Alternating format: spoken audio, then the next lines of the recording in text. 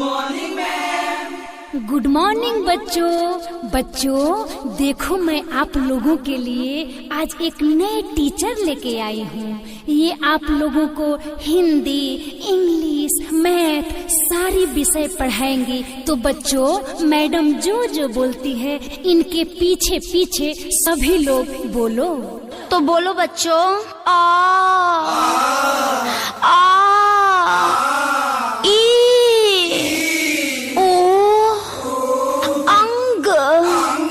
अब सब मिला के एक साथ बोलो बच्चों। आ ई उ ओ अंग आ। मैडम ये रात वाला मात्रा क्या पढ़ावता दू? ये रात वाला मात्रा क्या होता है जी? मैडम जो पढ़ा रही है चुपचाप पढ़ो, नहीं तो बहुत मार मारूंगी। पहले सुनो।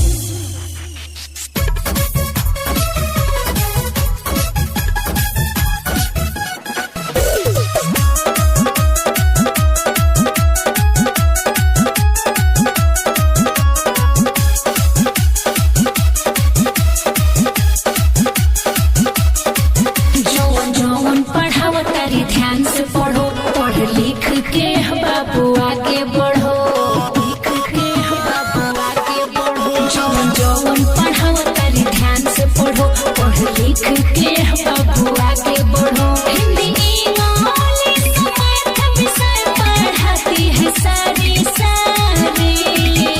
समझे। चुपचाप सब कोई ध्यान लगा के पढ़ो, इस बार कोई फेल नहीं होना चाहिए, समझा? आइए मैडम बड़ी कंफ्यूज में है, बताइए ना ये रात वाला मात्रा है ना? अरे ये रात वाला मात्रा क्या होता है? मैडम रात वाला मात्रा पढ़ावता दी कौन के गलत ई धारा होता दी।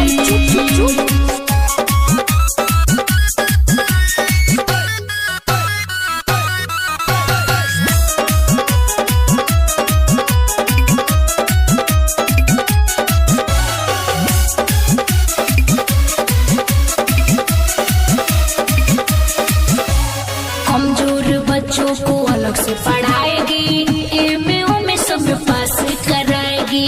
मैडम लागेली मर खा कहीं मार दी है, लागे लइकन के गर्मी इझार दी है। कमजोर बच्चों को अलग से पढ़ाएगी, एमए में सब पास कराएगी। मैडम लागेली मर खा कहीं मार दी है, लागे लइकन के गर्मी इझार दी है।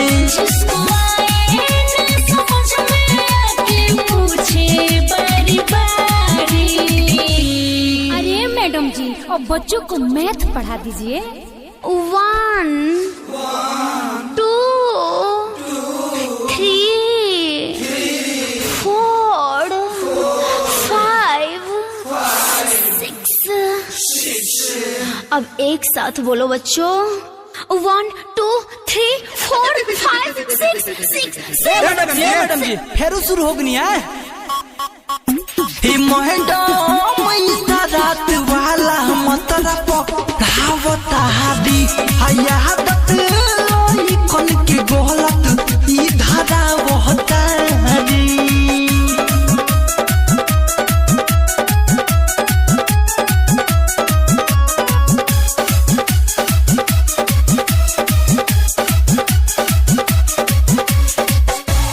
बोर्ड के लोड सह जाओगे हंस के, मेहनत कराती है मैडम ई कस के। सेल्स प्रेमिया के लिए रोज ज्ञान हो, मैडम पे जोड़ बड़ी हटता ना ध्यान हो।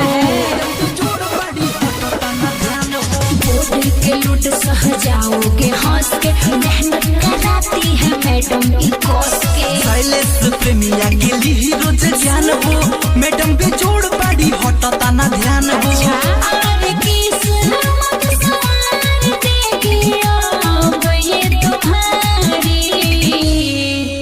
बच्चों हिंदी और मैथ तो मैं पढ़ा चुकी हूँ, लेकिन अब मैं लूंगी इंग्लिश का क्लास। तो बोलो बच्चों।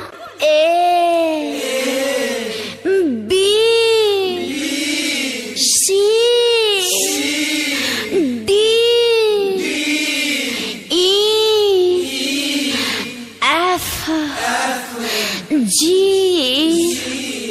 अब एक साथ बोलो। A B C D E F G G जी। मैडम काहे बार बार भटक जाता रू है? मैडम रात वाला मतरा पढ़ावता दी आदत कौन के गलत ई धारा बहता दी। सारे लड़के बिगड़ गए, इधर आओ तो।